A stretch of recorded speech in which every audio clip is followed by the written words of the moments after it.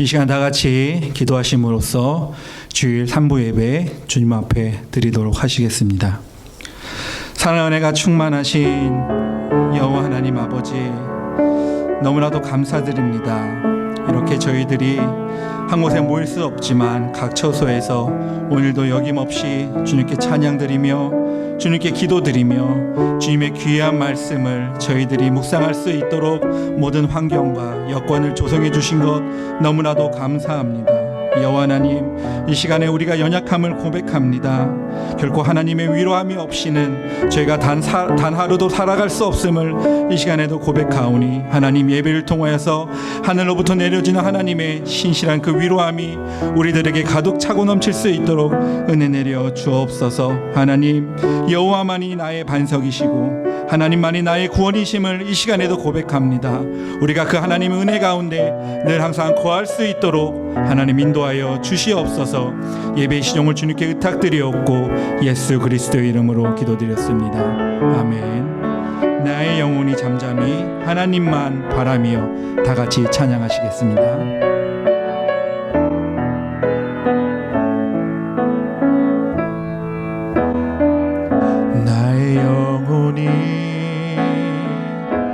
잠잠히 하나님만 바라며 나의 구원이 그에게서 나는 도다. 나의 영혼아 잠잠히 하나님만 바라라. 나의 소망이 저에게서 나는 도다. 오직 주만이 나의 반석, 나의 구원이시니.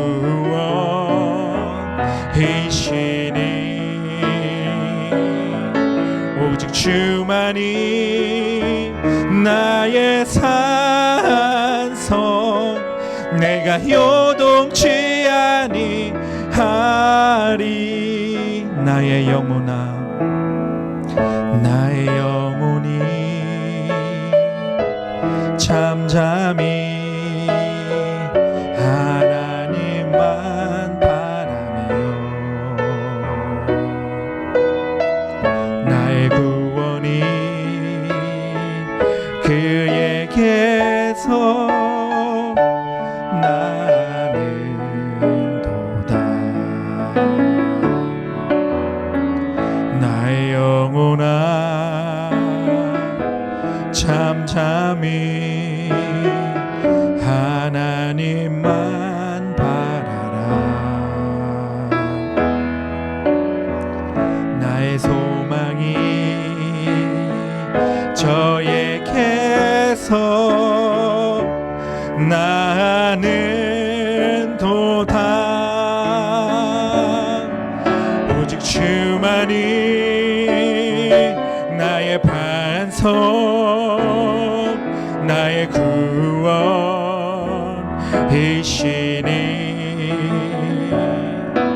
오직 주만이 나의 산성, 내가 요동치 아니하리.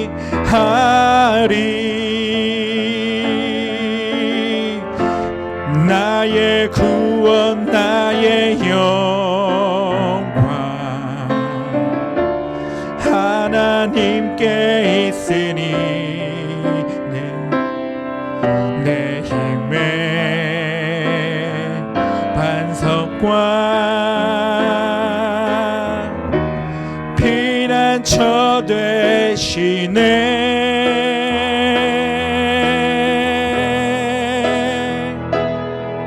오직 주만이 나의 반석, 나의 구원이시니.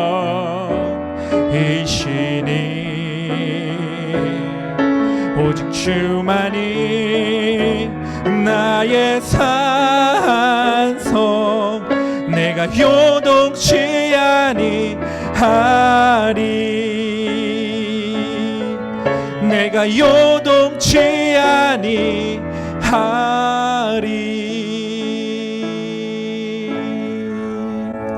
아멘. 이 시간 마음을 정돈하시고 경건한 마음으로 묵상으로 예배 준비하도록 하시겠습니다. 2020년 우리 4월 26일 우리 주일 예배, 우리의 몸과 마음과 뜻과 정성을 다하여 우리 살아서 역사하시는 만군의 주 여호와 우리 하나님 아버지 앞에 나오시는 귀하고 복된 이 예배 자리 되게 하옵소서. 우리 다 함께 우리의 몸과 마음, 뜻, 정성 다하여서 우리 하나님 앞에 간구하길 원합니다. 한 주간 동안도 또 우리의 온전치 못한 불의함의 모습들, 우리의 죄악의 모습들, 오늘도 예수님의 그 십자가의 보혈의 피로 우리를 깨끗게 하시고 온전케 하시고 회복시키시는 은혜의 역사가 있는 예배 되게 하여 주옵소서. 우리 다 함께 기도합니다. 기도하시겠습니다.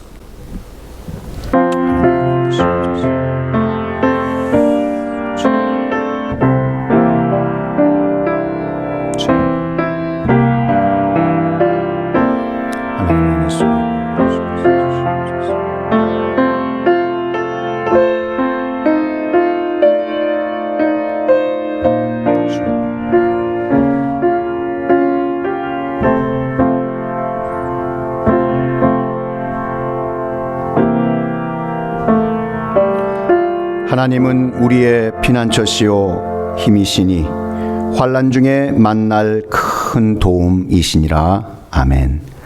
살아서 역사하시는 만군의 주 여호와 하나님 아버지, 오늘 주의 날 우리가 잊지 아니하고 기억하며 하나님, 우리가 주님 이 예배의 자리에 우리가 함께 주님 나가길 원합니다.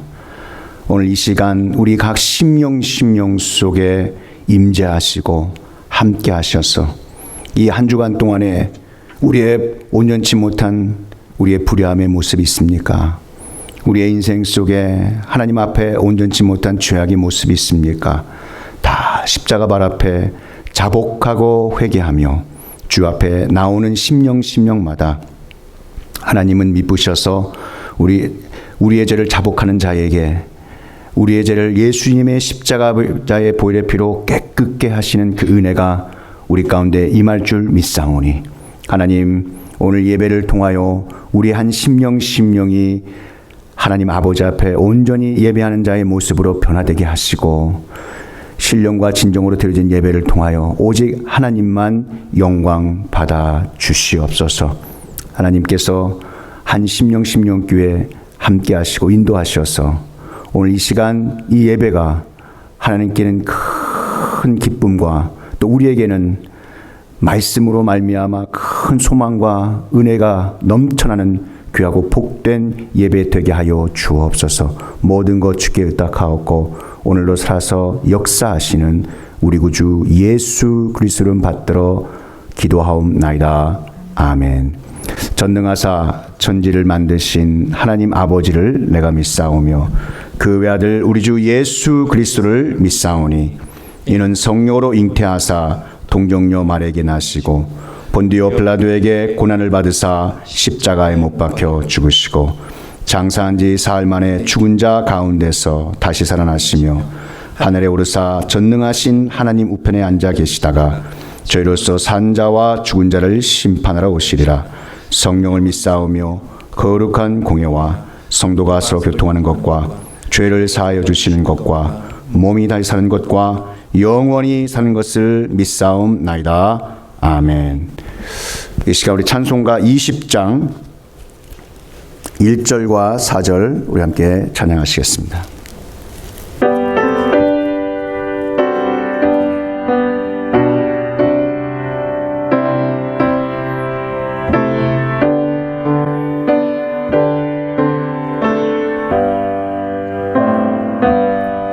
큰 영광 중에 계신 주 나 찬송하리.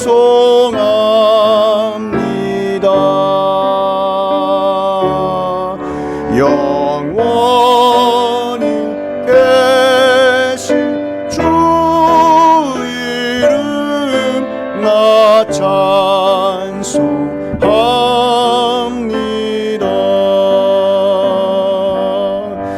그 온유하신 춤성 날 불러주시고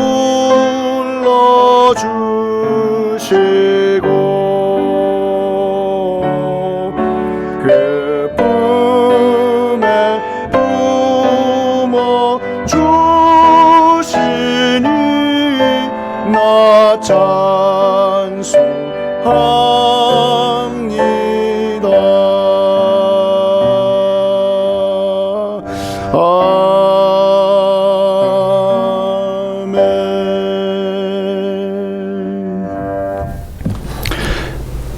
오늘 우리에게 주신 우리 하나님 말씀 느헤미야 7장 우리 1절에서 우리 4절까지 말씀, 느헤미야 7장 1절에서 우리 4절까지 말씀, 우리 함께 하는 말씀 우리 합독하겠습니다.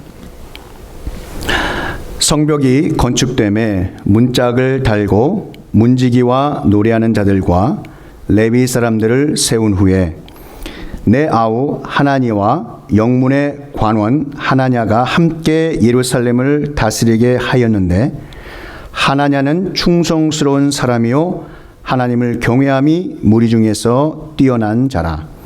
내가 그들에게 이르기를 해가 높이 뜨기 전에는 예루살렘 성문을 열지 말고 아직 파수할 때에 곧 문을 닫고 빗장을 지르며 또 예루살렘 주민이 각각 자기가 지키는 곳에서 파수하되 자기 집 맞은편을 지키게 하라 하였노니, 그 성읍은 광대하고 그 주민은 적으며 가옥은 미처 건축하지 못하였음이니라. 아멘. 우리에게 주신 하나님 말씀, 우리 제목은 위로하시는 하나님, 위로하시는 하나님이라는 제목으로 이 본문의 말씀 함께 은혜의 시간 되기를 축복합니다. 하나님께서는 이스라엘의 죄악으로 말미암아 북이스라엘을 또 남유다를 각각 이방인의 손에 넘기셨습니다. 북이스라엘은 BC 722년 아수르에 의해서 처참히 망하게 되고, 그나마 이스라엘 신앙의 명맥을 유지하고 있었던 남유다마저도 BC 586년 신흥 바벨론 제국 느부갓네살 왕에 의해서 멸망당하고, 이 유다 사람들이 포로로 잡혀가는 참 민족의 아픔이요 큰 슬픔과 수치를 당하게 됩니다. 오늘 이 느헤미야는 하나님께서 약속하신 그 약속의 말씀대로 이스라엘 민족이 이방인의 손에 붙여져서 잠시 포로의 삶을 살게 되어지고 흩어지는 자의 삶을 살게 했지만, 그들에게 선지자와 선견자와 예언자를 통해서 말씀하셨어요.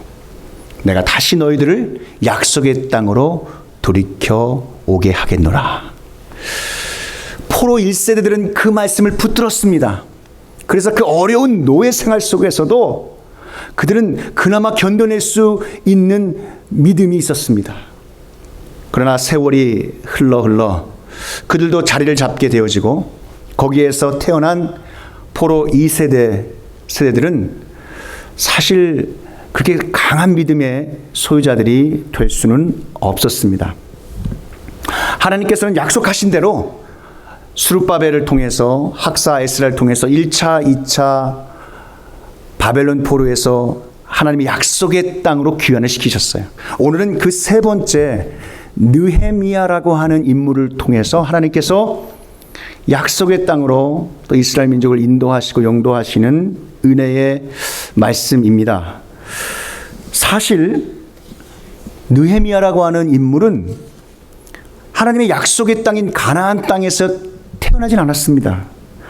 포로로 끌려온 부모님께서 타국인 이 바벨론, 그러한 어려운 상황 속에서 낳은 자녀가 느헤미야였습니다.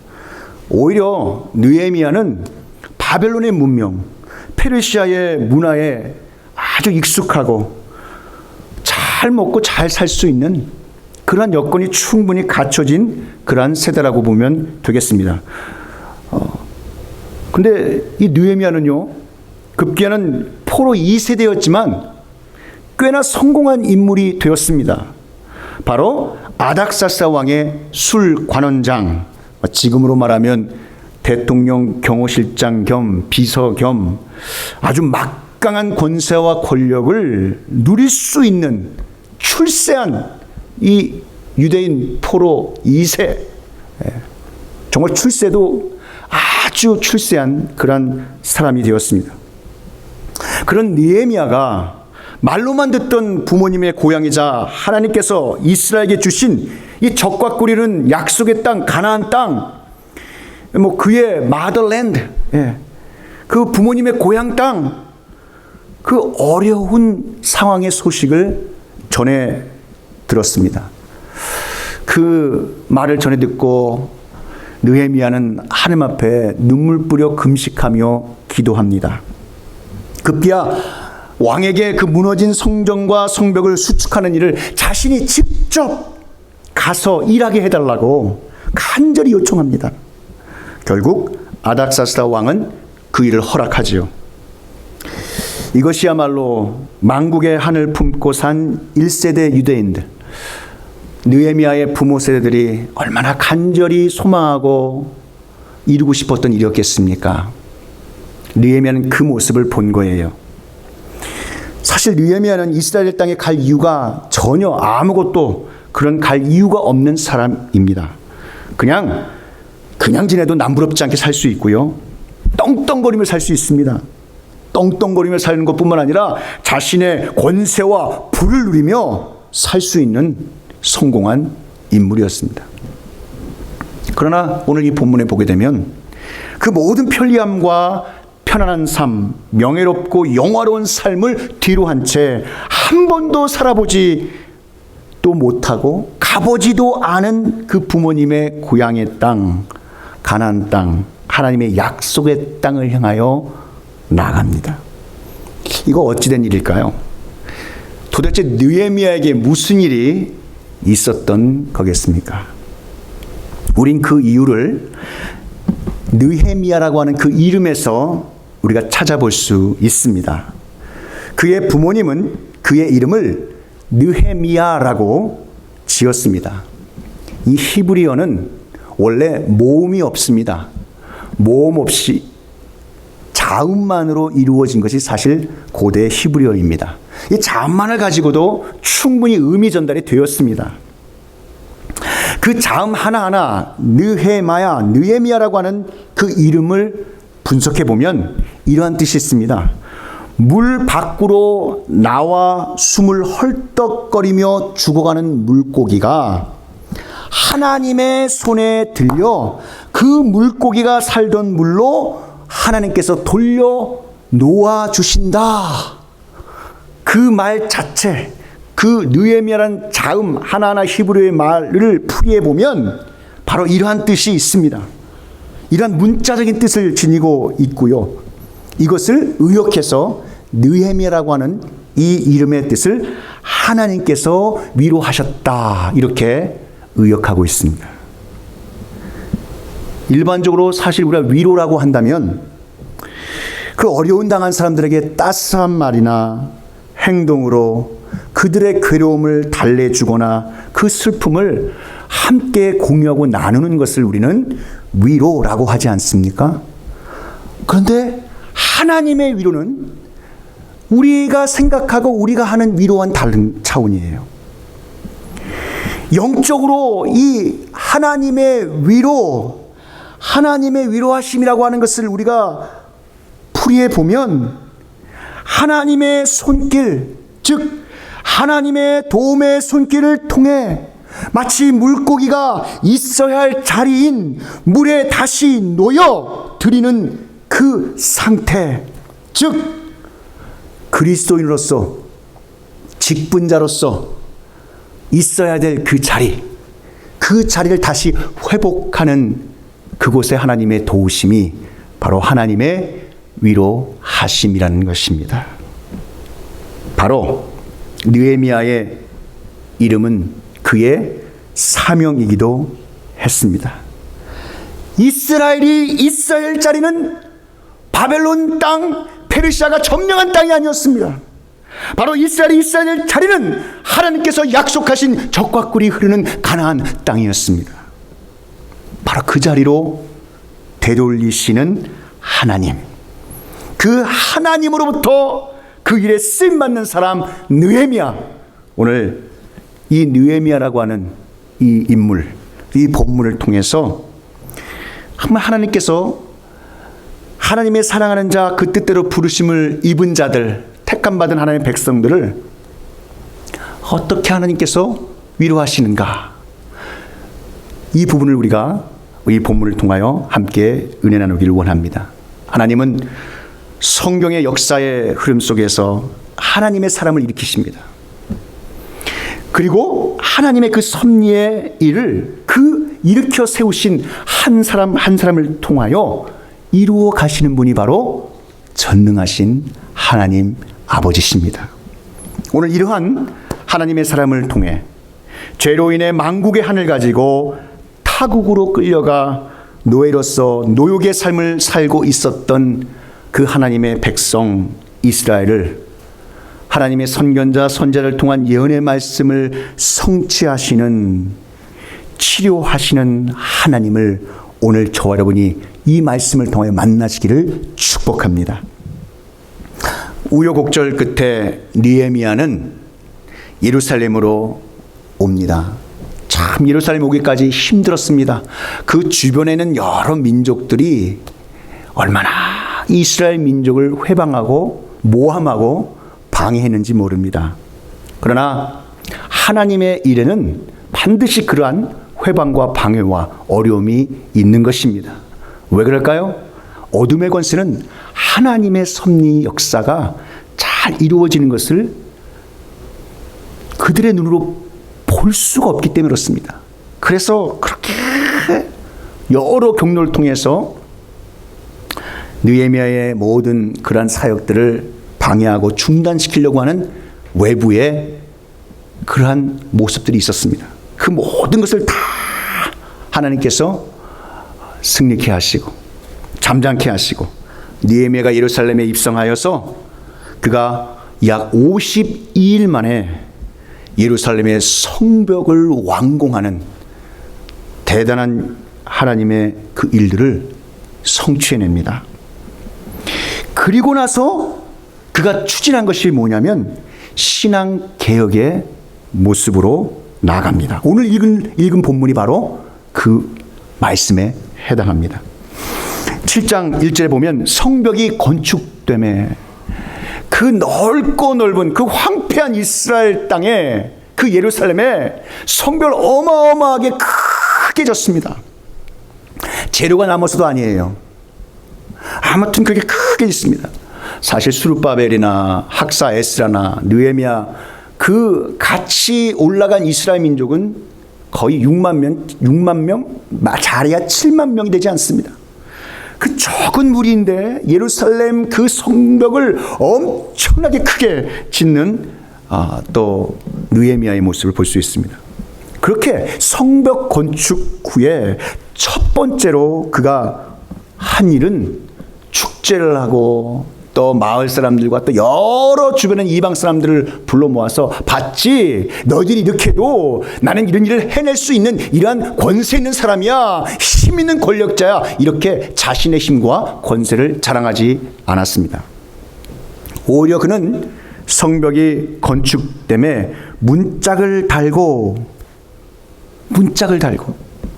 그리고 그가 한 것은 문지기와 노래하는 자들과 레위 사람들을 세웁니다. 그렇게 성전 봉사자들을 선별하고 구별합니다. 이 말은 예배를 위한 하나님을 가장 첫 자리에 모시기 위한 그의 믿음의 모습이요 충성스러운 하나님의 사람의 모습인 줄 믿습니다. 바로 우리의 삶의 우선순위가 무엇이냐는 것입니다. 우선순수의 원리입니다. 여호와 하나님을 우리의 삶의 첫 자리에 모셔드리는 것, 바로 여기서부터 우리의 신앙, 그리고 하나님의 위로하심의 역사가 우리 가운데 임하는 줄 믿으시기 바랍니다. 이스라엘 민족이 망하게 된 이유가 바로 여기에 있었기 때문에 느헤미야는 성벽을 건축하자마자 그가 한 것은 하나님을 그 이스라엘의 모든 사람들의 첫 자리에 놓는 신앙의 개혁을 과감하게 수행합니다. 사무엘상 2장 3절 말씀 보면 나를 존중히 여기는 자를 내가 존중히 여기고 나를 멸시하는 자를 내가 경멸하리라 말씀하십니다. 하나님은 자신을 존중히 여기는 나라, 민족, 가정, 개인을 반드시 축복하시는 하나님인 줄 믿으시기 바랍니다. 하나님을 향한 최고가 되는, 그리고 그 모든 우선순위를 하나님께 내어드리는 축복을 받아 누리시는 저와 여러분 되기를 간절히 축원합니다. 우리의 삶의 첫 자리를 하나님께 내어드리시는 저와 여러분이 될 때 위로의 하나님을 경험할 수 있습니다. 두 번째, 바라봄의 원리입니다. 바라봄의 원리. 이것을 우리가 이렇게 말로 할 수 있어요. 긍정적인 차단을 하여라, 이렇게 해도 됩니다. 3절을 보시면 이상한 부분이 나옵니다. 내가 그들에게 이르기를 해가 높이 뜨기 전에는 예루살렘 성문을 열지 말라고 명합니다. 그리고 아직 파수할 때에 곧 문을 닫고 빗장을 지르며. 이상합니다. 왜냐하면 이때 당시 문화, 경제, 여러 가지 예술 활동들이 활발하게 유통되어지고 이루어지는 시대입니다.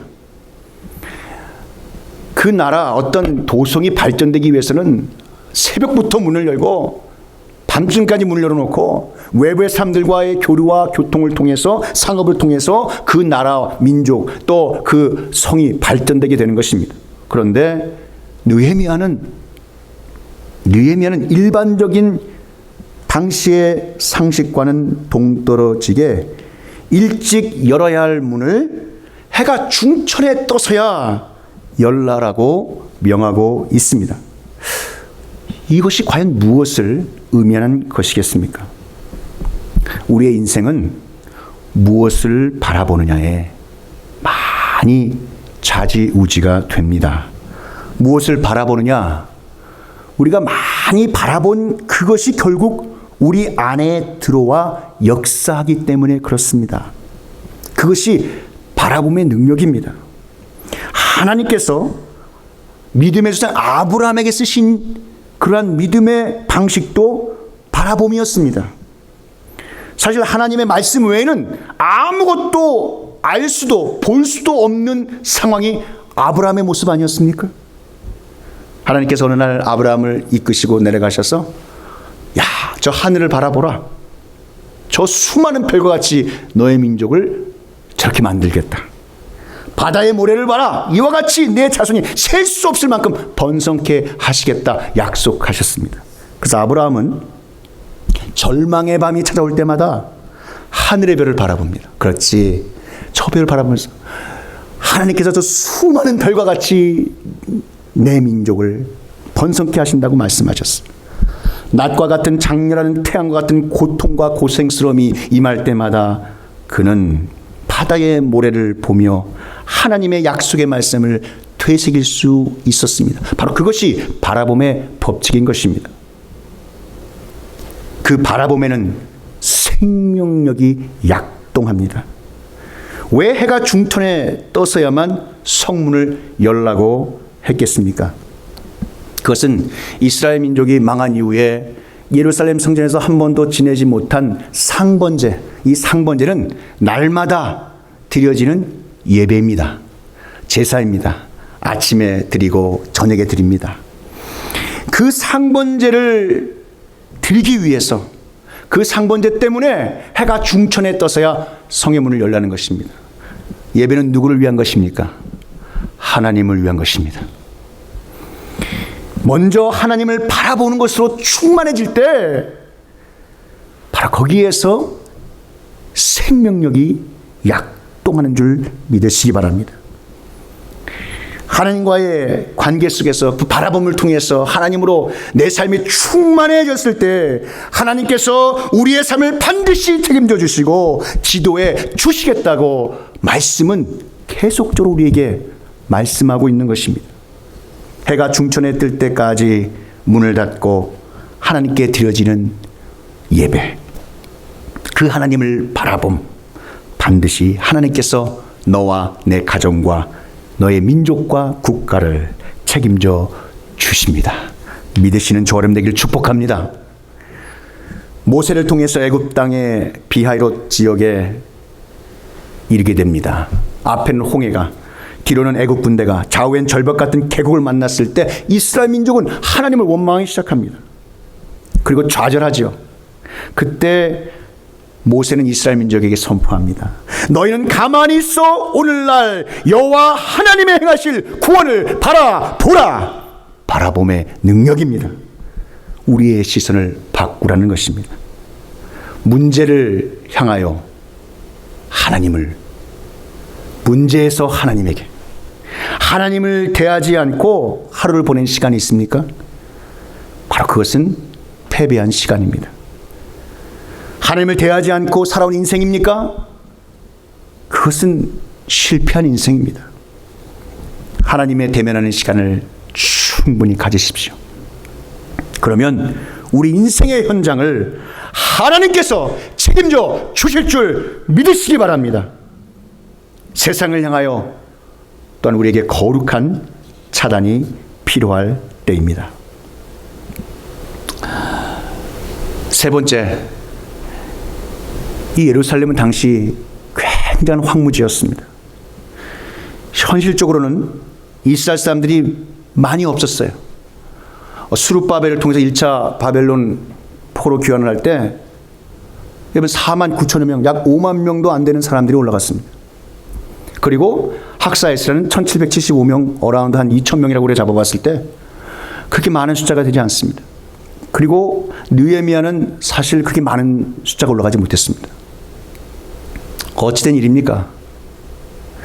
그런데 예루살렘은 황폐되어 있고 이상하리만큼, 그런데 이 느헤미야는 현실적으로 봤을 때 그렇게 크게 성곽을 지을 이유가 없습니다. 그런데 그는 그 어마어마하게 큰 성벽을, 예루살렘의 성벽을 짓습니다. 왜 그렇게 했을까요? 자신의 어떤 힘과 자신의 권세를 드러내기 위해서 아닙니다. 바로 그것은 스가랴 8장 3절에서 8절에 있는 말씀에, 하나님의 약속의 말씀에 근거하고 있습니다. 제가 읽어드리면, 만군의 여호와가 이같이 말하노라. 예루살렘 길거리에 늙은 남자들과 늙은 여자들이 다 앉을 것이라. 다 나이가 많으므로 저마다 손에 지팡이를 잡을 것이요, 그 성읍거리에 소년과 소녀들이 가득하여 거기에서 뛰놀리라. 만군의 여호와가 이같이 말하노라. 지금 현재로서 보여지기에는 한 6만 명, 7만 명도 채 되지 않는 작은 무리들의 이스라엘 민족이 귀환해 왔지만, 하나님께서는 반드시 이 스가랴를 통하여 하신 그 말씀대로 그 이스라엘 민족을 예루살렘 그 땅으로 인도하여 주시겠다고 하는 하나님의 약속의 말씀의 비전을 바라본 사람이 바로 느헤미야였습니다. 언약의 말씀에 근거하여 성벽을 준비한 사람이었습니다.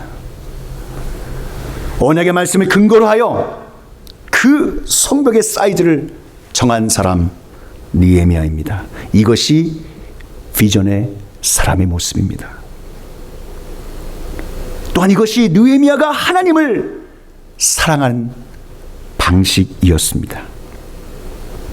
하나님이 우리에게 주시는 꿈, 그 비전을 하나님의 진리의 말씀에서 찾으시는 저와 여러분이 되기를 축복합니다.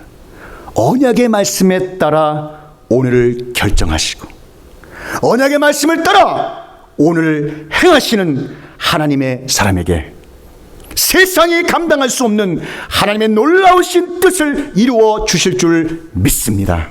오늘의 말씀을 맺고자 합니다. 하나님께서 우리에게 주신 이 말씀을 통해서 우리의 가장 우선순위의 만군의 주 여호와 하나님, 저와 여러분의 삶의 첫 번째의 자리는 하나님이십니다.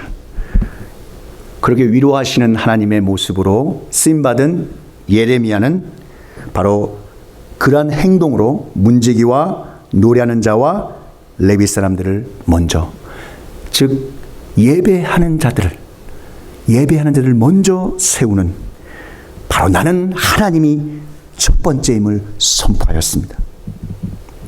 두 번째, 그는 중천의 문을 열라 했습니다. 바라봄의 법칙입니다. 하나님을 바라보는 시간이 많으면 많을수록 우리 안에 있는 생명력이 약동하는 줄 믿으시기 바랍니다. 하나님과 충분한 교제 시간을 가지십시오. 마지막 세 번째로는 현실에만 국한되어 바라보지 마시고 하나님의 약속에 의지하여 하나님의 약속의 말씀을 통한 비전의 사람이 되십시오. 바로 하나님께서 스가랴 선지자를 통하여 하신 그 말씀, 그 언약의 말씀에 따라 느헤미야는 결정하고 시행하였습니다. 바로 이 모든 느헤미야의 모습은 위로하시는 하나님의 모습이었습니다. 이런 하나님의 위로하심의 은혜가 이 한 주간 동안도 저와 여러분 가운데 충만하시기를 우리 구주 예수 그리스도 이름으로 축복합니다. 기도하겠습니다. 하나님 아버지, 감사합니다. 오늘 위로하시는 하나님을 우리가 느헤미야라고 하는 하나님의 사람을 통하여 알게 되었습니다. 느헤미야라고 하는 뜻은 있어야 될 자리에 있게 되어지는 것.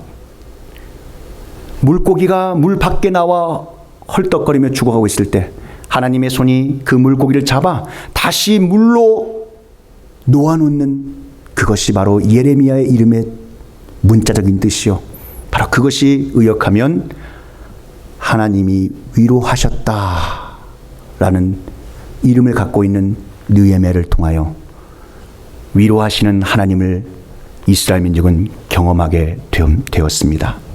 하나님 아버지, 우리도 이 말씀과 같이 하나님의 위로하심에 귀하고 복된 이 말씀을 우리가 누리는 귀한 성도들 되게 하여 주옵소서. 우리의 모든 삶의 첫 자리에 하나님을 앞장 세우고 우리의 모든 삶에 하나님이 우선순위가 되는 귀하고 복된 성도 되게 하시고, 하나님을 바라보며 하나님을 가까이함이 내게 복이다라고 했던 시편의 기자와 같이 주님, 그 바라봄의 능력을 통하여 하나님께서 우리를 하나님의 말씀을 통한 비전의 사람 만드셨어. 하나님 우리를 사용하여 주시고 그 하나님의 섭리에 쓰임받는 자리마다 우리가 온전히 쓰임받는 복된 성도들 되게 하여 주시옵소서. 이 한 주간 또 이 말씀 붙들고 몸부림치며 주 앞에 나올 때 우리 사랑하는 모든 성도님들 그 심령과 삶 속에 위로하시는 하나님을 경험하게 하여 주옵소서. 주신 말씀 감사하고 오늘도 살아서 역사하시는 우리 구주 예수 그리스도로 받들어 축복하며 기도하옵나이다. 아멘. 이 시간 헌금 특송 읽겠습니다.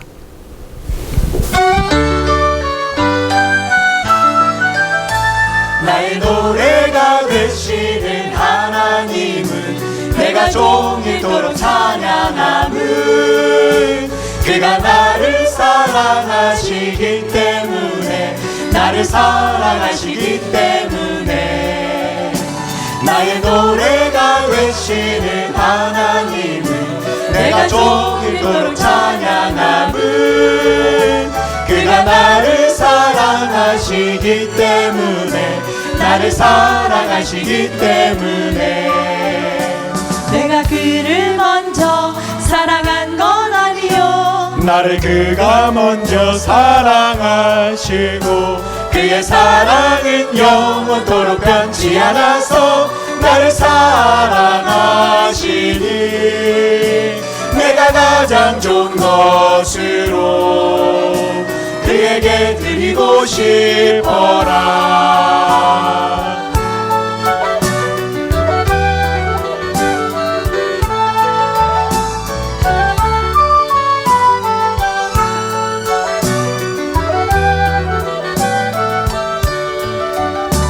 나의 노래가 되시는 하나님을 내가 종일토록 찬양함은 그가 나를 사랑하시기 때문에 나를 사랑하시기 때문에 내가 그를 먼저 사랑한 건 아니요 나를 그가 먼저 사랑하시고 그의 사랑은 영원토록 변치 않아서 나를 사랑하시니 내가 가장 좋은 것으로 그에게 드리고 싶어라. 나의 노래가 되시는 하나님을 내가 종일토록 찬양함은 그가 나를 사랑하시기 때문에 나를 사랑하시기 때문에 말할 수 없는 영광으로 나의 하나님께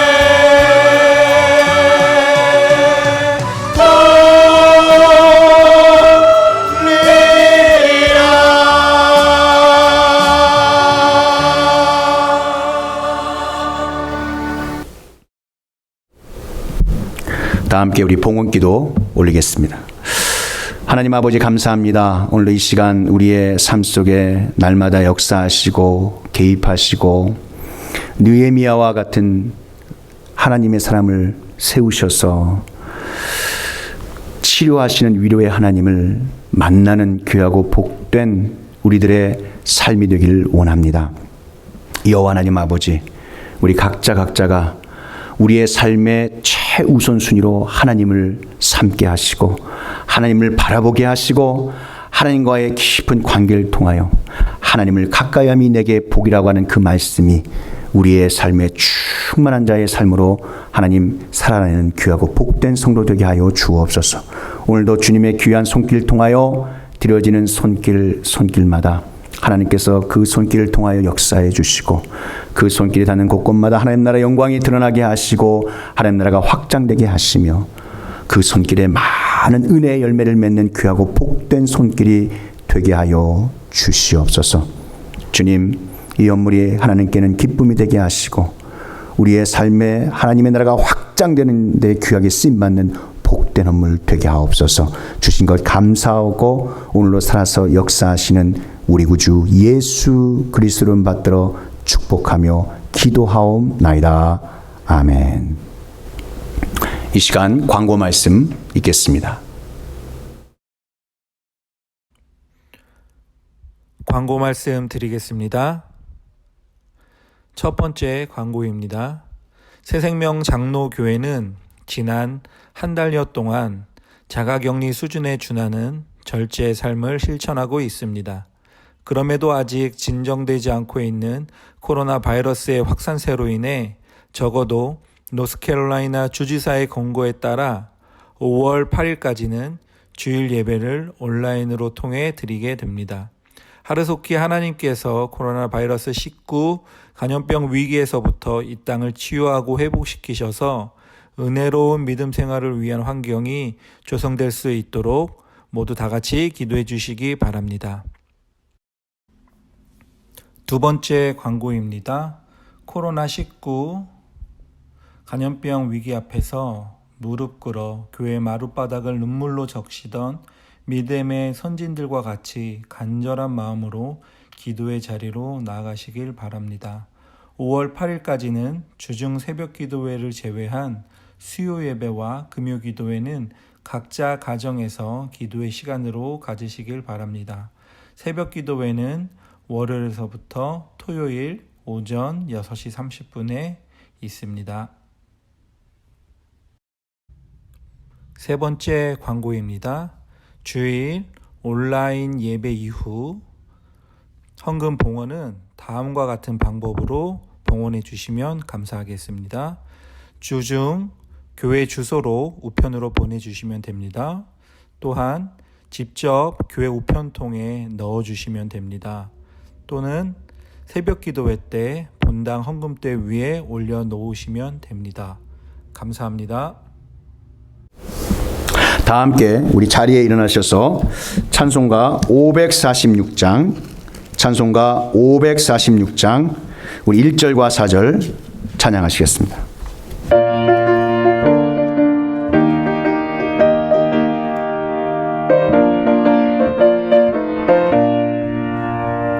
주님 약속하신 말씀 위에서 영원토록 주를 찬송하리라. 소리 높여 주께 영광 돌리며 이 약속 믿고 굳게 서리라.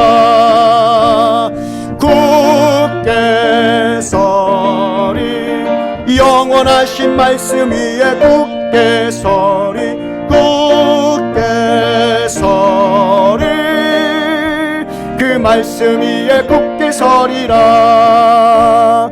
주님 약속하신 말씀 위에서 성령 인도하는 대로 행하며 주님 품에 항상 안식 얻으며 약속 믿고 굳게 서리라. 굳게 서리 영원하신 말씀 위에 굳게 서리 굳게 서리 그 말씀 위에 굳게 서리라.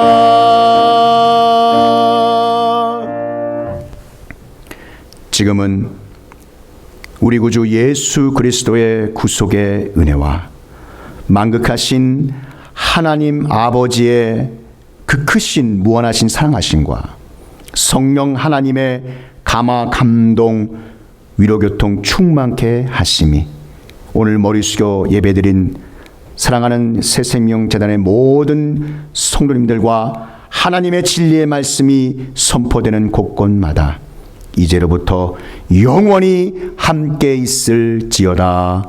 아멘.